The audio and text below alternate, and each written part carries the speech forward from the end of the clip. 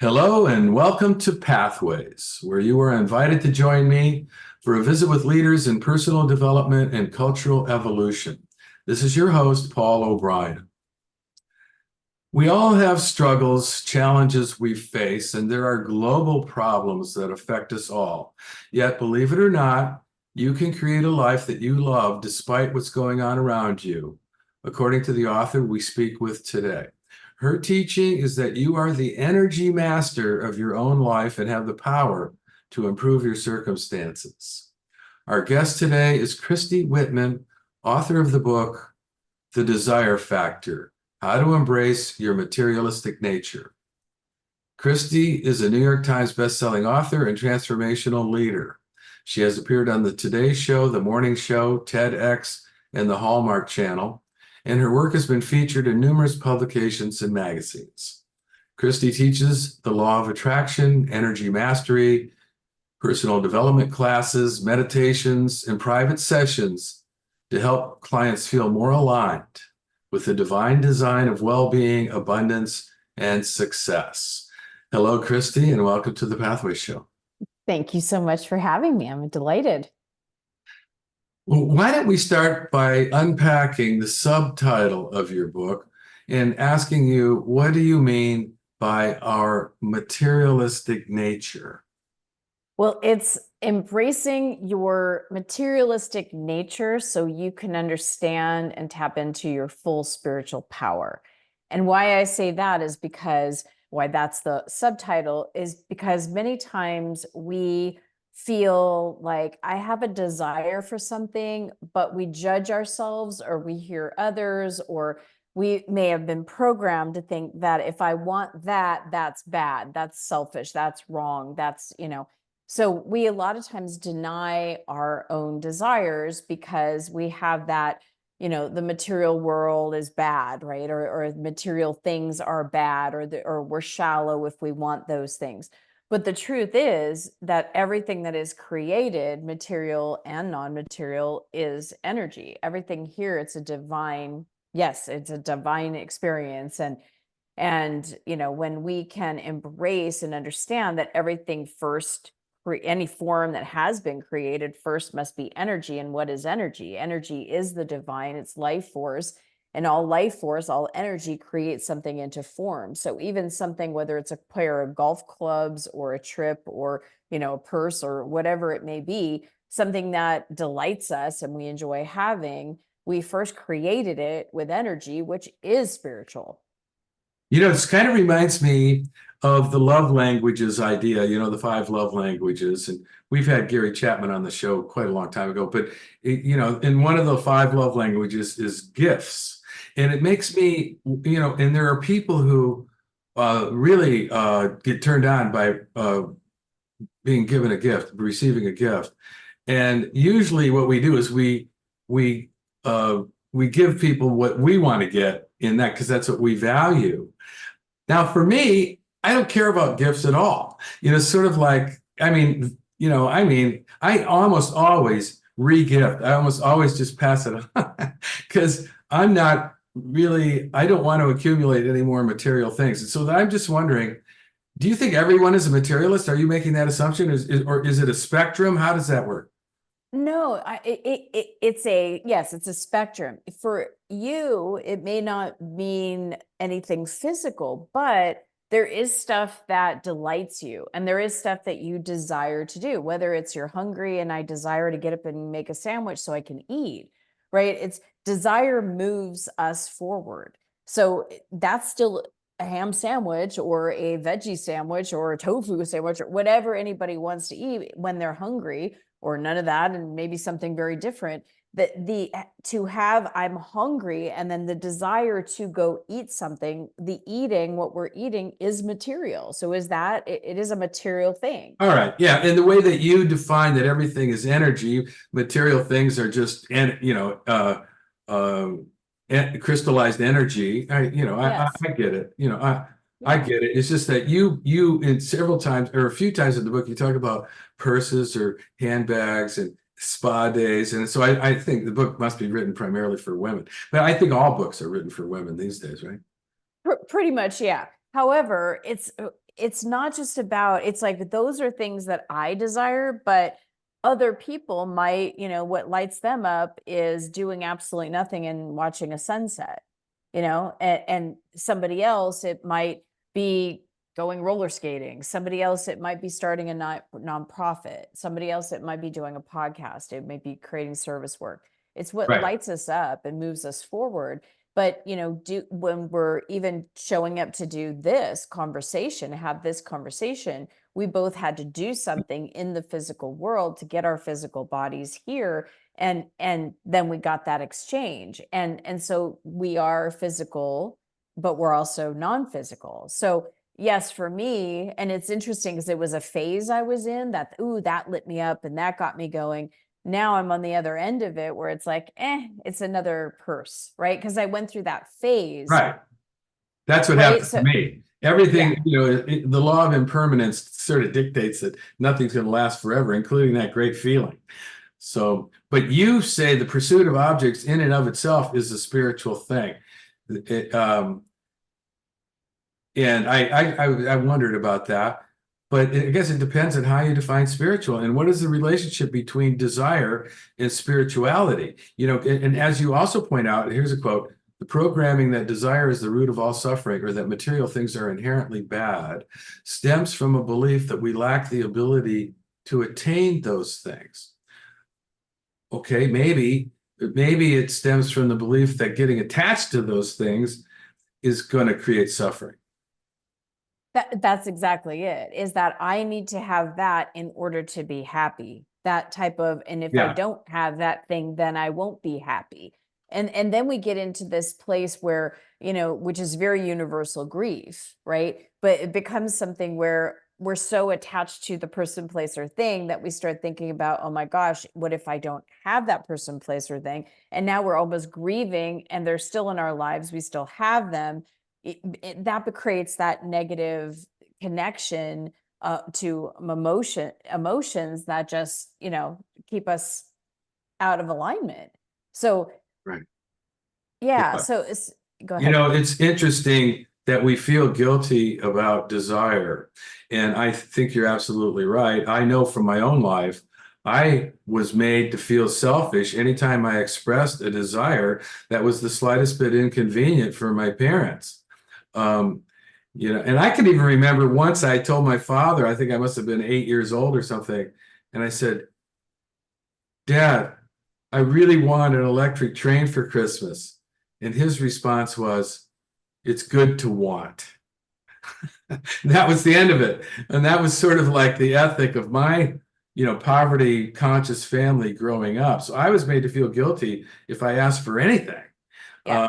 And then, then you come along with Buddhism, which is sometimes translated that the second noble truth is that desire is the cause of suffering. But actually, that's a mistranslation. I'm a Buddhist Attachment. to some extent. It's the And attachment. yeah, Yes. that's right. It's not the desire. We wouldn't go anywhere without desire. We wouldn't, Exactly. it's not the desire, it's this emotional demand that we attach to it. Oh, Yes. I've got to have, Johnny's love in order to be happy, or whatever it is we're telling ourselves. That's it. Exactly. So we're so attached to things outside of ourselves and won't allow ourselves to feel what we can feel now because we think, well, if I got that, then I'll feel. When the truth is that we can feel that. We can open up to that energy, that field, and then we create it. But we're in a third dimensional world, which is material. Right. And whether you think of it as like Madonna, I'm in a material, this is a material world and I'm a material girl or boy, right? It's everything we do has energy and then form, to be able to have a phone conversation or a video conversation on a form, which is a computer, so it depends on the attachment, the meaning that we make it, because that's just it, is that we can say, oh, desire is bad because someone or us interpreted the meaning of, if I have an abundance of, then that's bad. Then I'm being selfish. Then I'm being greedy, right? Because there's not enough to go around. Exactly. And in my family system, I was one of 7 children. My My father was one of 14 and my mother was one of 13, and there wasn't enough to go around. Right. So, but I like what you say about each of us already has an energetic relationship with each of the things that we desire. And I want to get to that, but before I do, I'm reminded of a quote, which is, I think what your book is teaching and what you're teaching people is how to focus on what you want rather than focusing on what you don't want. And Yes. it reminds me of a quote from Ken Kai's in the Handbook to Higher Consciousness, where he says, most people would say, I don't know what I want, but I'm damn sure this isn't it. And I think it's just, we're so good at knowing what we don't want. And there is Yes. some value in that. But what you're telling people to do is align with what you do want and focus on that. Is that a fair That characterization? is that is exactly what I have been teaching for 23 years in all of my books and all of my coaching. It is the very basics of everything, because the minute I say to someone, okay, so, what do you want? They go, well, I don't want to gain weight. I don't want to get a divorce. I don't, right? And you're right. That has value. It's a starting point. But if you keep focusing all of your energy and your consciousness, because our focus in our consciousness and with our consciousness creates, then we're going to create more of what we don't want. So ask yourself, what do I want? Why do I want it? And how do I want to feel? Because the why do I want it, you'll start thinking about, well, I want to feel secure, or I want to feel free. You'll start having more of those feeling, that essence, that energy word. And that then it's an understanding of, you don't have to go get the $1 million in order to feel secure. Feel secure, connect with that energy, with that state of being, with that quantum field. Of course, do the action, have yourself aligned with the vision, do all the 7 steps, the 7 principles. They all go in order: Yeah. alignment, focus, joyful expectation. Because our minds are, I mean, we're brilliant. We're not stupid. We could go, okay, I want this and I envision this, but then we're going to go, but I don't have it right now. I mean, we know that our minds go, see, we don't have it. I'm missing it. But So it's, somehow, yeah, are go you ahead. telling people that they should fake themselves out and convince themselves that they do have it? No. Here's the difference. Here's the difference between fake it till you make it and imagine, because we get in trouble. And I think there's a lot in personal development where it's like, fake it till you make it, act like you have that. And then people interpret it as, I'm going to go on that cruise, or I'm going to buy that thing. I'm going to buy those clothes. I'm going to fake it. From a materialistic place, I'm going to buy that purse. Here's the difference: so that I look good, or so that I'm loved or accepted, so I'm included, so that I belong, right? That kind of thing. What we're talking about here is, do it because it feels good, in the sense that you feel guided to do it. You have this joyful expectation that even though it hasn't happened yet, you look forward to it happening, realizing that it's not going to not happen, Do people because ever fall prey to the pitfall of wishful thinking or magical thinking? I live in Maui half the year, and I tell you, it's the world center for magical thinking. There are people that are joyfully expectant, for years on end. Is there a border or a boundary between wishful thinking? That's why all of the steps, you don't want to get caught in any of the steps, because Okay, it's right. fluid like energy. So that joyful expectancy, it's like, okay, I'm here now, but I'm joyfully expecting that. And then you go into the feeling of, what is that going to feel like? It's going to feel like secure, free, so you get into that quantum field now. It's a principle of having it. So you feel as if you have it, and then you love it. So by loving it, like, I'm loving the feeling of being free, you're now in the present now moment, feeling the love energy, feeling fulfilled. You're not in lack of anything anymore. You're feeling good. Love is the, highest vibration. It's a manifestation vibration. It's a connector vibration. It's a fulfillment vibration. So when you're like understanding that, oh, that feeling of security, I love feeling secure. Right now you're plugged in, and then anything that splits, any part of you that says, well, you don't have it yet, or how it's going to be too hard, or your type doesn't get it, that's surrendering that to the higher, to the universe, to that higher power. And that so that you're open to hear the messages of read this, go there, listen to this, do this, write this email, call this person, or even just thinking about this person and then they call you. So that's how we get into that working with the universe. And then we take action. We have to take action. That's part of where people think about wishful thinking and all that. It's like we are a cooperative component and we are the physical part to the non-physical. And that stream of consciousness partners with us to be able to experience. And sometimes yeah, go ahead. I want to ask you about the phenomenon of longing. And, in my life, I've been very successful in the world of business and finance, but I've been horrible in the world of relationships. And so I've experienced a lot of longing in my life, longing for love. It goes back to my early childhood and a neglectful mother, etc.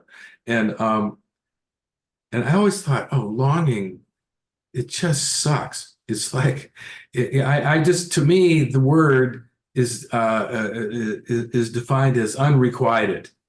But there's another side to it, isn't there? Or is there? You tell me. There always is. That's the thing, is that when you really start to understand energy and really start to understand the universal laws, one of the laws is the law of polarity. So if this exists, the opposite does too.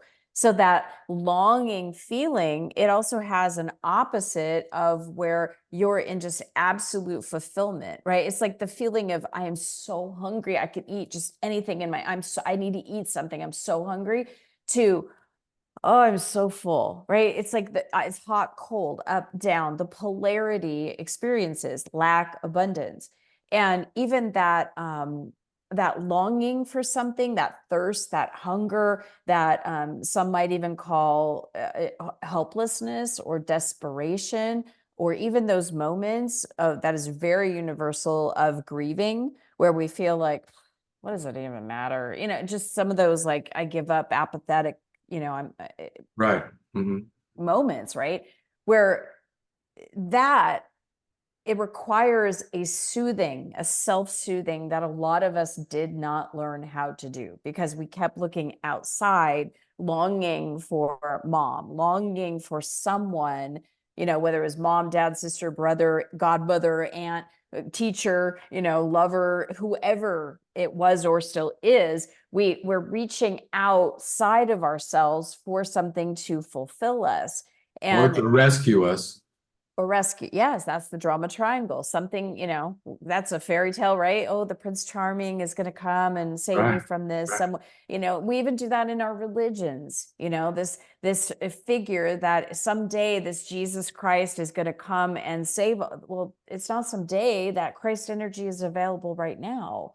It's not this some guy on a white horse or some woman on a white. Someone's going to come and make it all better, but that infant part of us, that younger wounded parts of us, if that's the part that's in lack, the higher adult, healed part of us then gets to go, okay, that part of us, not all the parts of us, but that part wants something. I'm really happy to hear you use the parts language, because it basically highlights the truth of the matter, which is that nobody is perfectly manifesting all the time. Nobody is being, positively attractive all the time. We have our moments, like you said. There's the moments of feeling despair or hopelessness or loneliness or whatever.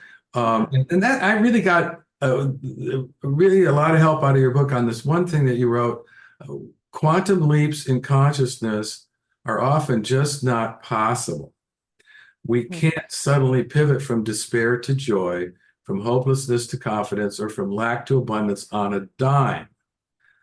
But if our aim is simply to return to a state of neutrality, we can gradually reverse unwanted momentum. Wow, I thought that was such practical advice, because people get the idea, oh, well, I'm doing it wrong. And if I just say the right affirmation enough times, it's going to flip everything the way that I want. So I really That is appreciate. so frustrating to believe that, to know that, and then to feel work. I see it all the time. I've personally been through it. And then I also have coached a lot of people through it, where it's like, I'm doing everything. I'm doing the mantras and I'm doing the meditation and I'm doing the vision boards and, I'm doing it all. But what's happening is it's like they're trying to fake it, but they're not really connected to it. They're in a place of still feeling despair and haven't truly released the energy that is the despair to bring them back to neutrality, to then it's the law of sufficiency and abundance. It's like the I, doorway open to yeah, that. So get I, neutral, and mhm. then I yeah. wonder how often people have that type of experience because they're basically desiring the wrong thing. In other words, they don't have really it's not really a core desire. It's something that somebody told them they should want, like to be a billionaire or to, or become a lawyer or whatever. It's not like organically rooted. You use this expression in the book, a core desire, and you also mention how to bring to mind your unique desire factor. Can you speak Mhm. to that, please? Yeah, this everybody wants something different, so Right. our unique desire factor, it's like, why do we want this? What juices us? What gets us going? That alignment, that connection. Because what you were just saying is so true, is that if I'm feeling desperate, alone, if I feel like I am trying to defend against being abandoned, which used to be my story, then I'm trying to be something I'm not. I'm trying to please Right. people and Exactly. not be authentic, right? So Yeah. my desire is, I just want to belong. But once you are grounded and aligned with that feeling of I do belong, and I'm plugged in, now it's a very different level of desire. And the desire is different for every single human being, right? You go through, like we were saying, you go through your own desires and your own desire factor, meaning what you in essence, what you truly do really want, right? That changes from decade to decade. I mean, what I wanted in my 20s, it was different than my 30s, different than my 40s, different from now in my 50s, and probably if I make it 60s, 70s, and whenever. It changes, it's phases, but it's a part of all that collective creates my own unique desire factor. It's like your own energetic imprint. It's your own energetic connection, and it's how you express it in the world. But the beauty of it is that by learning this process, when something doesn't manifest, you don't beat yourself up. You don't turn it personally and take the beating stick on yourself and something must be wrong, because that's coming again from that lack, which never feels good. Lack always feels bad.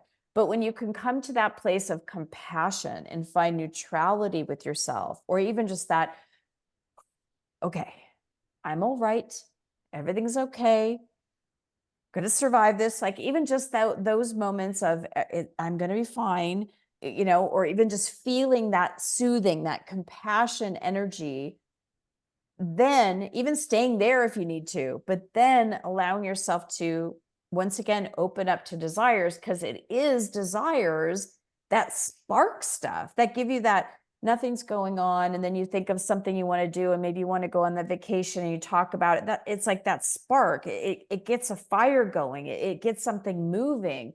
And without desires, I we like haven't. what you have to say about that soothing stuff, That's kind of like reparenting, like in the internal family systems or the parts model, all the parts are children. That's your internal family. And we're just helping them grow up a little bit by parenting ourselves. Well, Yeah. unfortunately, we're just about out of time. Do you have we've got a minute, can you give us some last words of advice for other than buying your book, which is the obvious advice, What would you suggest? Well, the first thing is to understand that if you are in lack, you feel bad. So if, in other words, if you feel bad, then you're in lack. And lack will always bring you more of what you don't want. So allow yourself to find a better feeling thought, a thought that feels more neutral, like, okay, I'm okay, here, now, breathe in, whatever that is to bring you into that place, because there are so many other variations of vibrations that are yet to discover and explore, and it makes it so much more fun. Well, thank you, Christy. There's just so much more we could explore. I really enjoyed the book.